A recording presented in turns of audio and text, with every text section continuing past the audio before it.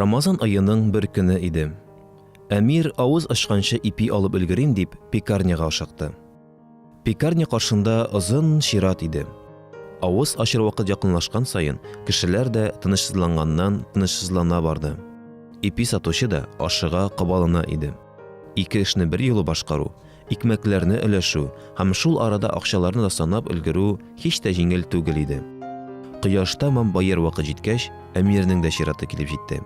Шактый арыган сатучы ялгышлык белән аңа тиешлесеннән күбрәк акча кайтарды. Әмир башта туктап калды һәм сатучыга карап куйды. "Нәрсә булды, энем?" дип сораган сатучыга ул: "Юк, берни дә", диде дә акчаларны алып өенә йөгерде. Ифтар вакытында Әмир авыр уйларга бирелеп утырды. Йокларга яткач та аның эш пошуы һич тә кимемәде. Аңа кемдер гүя: "Нигә шулай эшләдең? Сиңа тиеш булмаган акчаны нигә алдың?" дип әйтә иде кебек.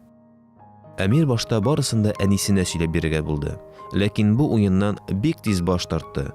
Әнисе аны әрләр, ачуланыр дип уйлады ул. Төнлә ул куркыныч төшләр күреп уянды.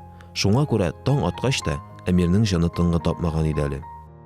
Стенадагы календарның бүгенге битен йыртып алып, ул анда язылганнарны укырга тотынды. Календар битенә Пәйгамбәребезнең бер хадисе язылган иде.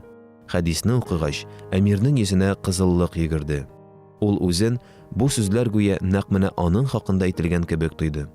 Ике дә уйлап тормастан, ул туп-туры пекарняга йөгерде һәм гафу үтенеп акчаларны кире кайтарды. Гөнаһ ул эшеңне тырмап торган һәм башкаларның бу хакта белүен теләмәгән нәрсәдер.